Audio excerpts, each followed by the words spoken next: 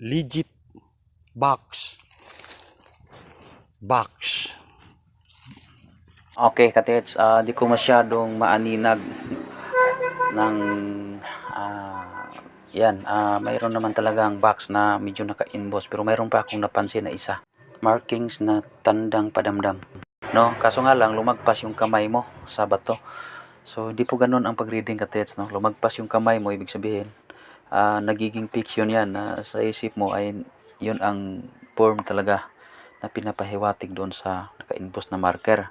Sige lang, isa-summarize natin to mamaya, katits. Tuloy natin yung video.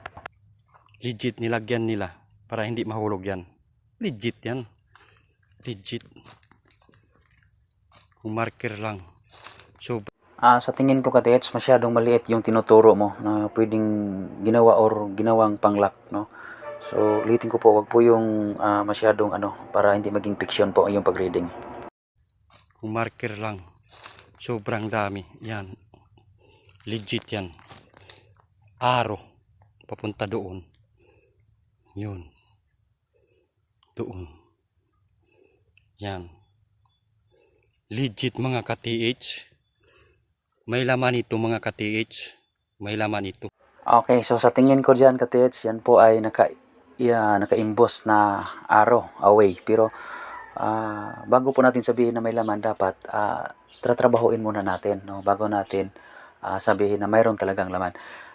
Ulitin ko po, wag po yung fiction, no? Fiction only exists in mind but not in reality. Baka madismaya tayo pag tuklap natin ay walang laman kasi arrow lang pala, no? So, yun po, katits. Sige lang, isummarize natin ito mamaya para maliwanag sa iyo kung saan ka mag-umpisa maghanap. Legit yan mga ka-TH.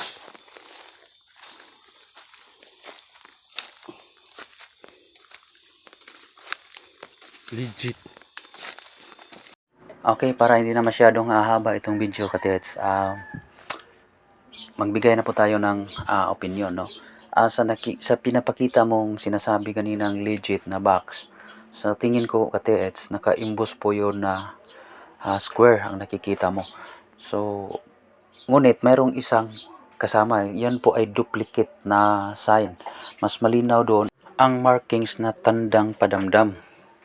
Ngunit kahit ganon ay wag nating baliwalain yung naka-imbus na box. So, mag-umpisa kang maghanap, katiid, sa west direction.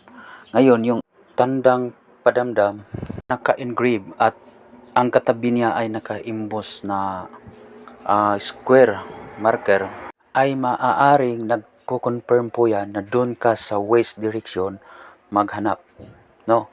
At isa din yan sa confirmation na ang sign na nakikita mo, katieds, ay may laman kapag nahanap mo yung right dig spot. Doon naman sa sinasabi mong positive na may laman, yung nakikita mong malaking naka-imbos na arrow, that is arrow away. Ngayon, kung may laman, swerte, dahil sucker deposit po yan. So, ang gagawin mo, tingnan mo muna kung ano yung mabundol mo sa direksyon na kung saan nakaharap yung arrow, and then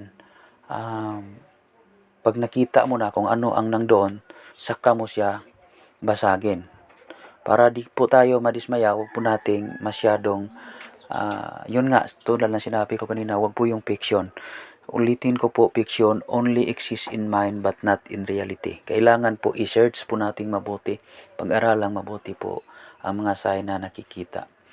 Okay, so sige mga katis, no? Hanggang dito na lang po, no? Siya nga pala, sabi nga nila, correction is needed but not insulted. So, mga katis, i-correct ko lang po, no? Markings po, no? Ang ganito, mga nakikita natin, yan po ay markings. Ang sinulatan, yan po ay ang marker, no? So, yun po, no? Iklaro ko lang. So, markings, no, mga katis. So, sige, maraming salamat. Hanggang dito na lang. Bye-bye and God bless.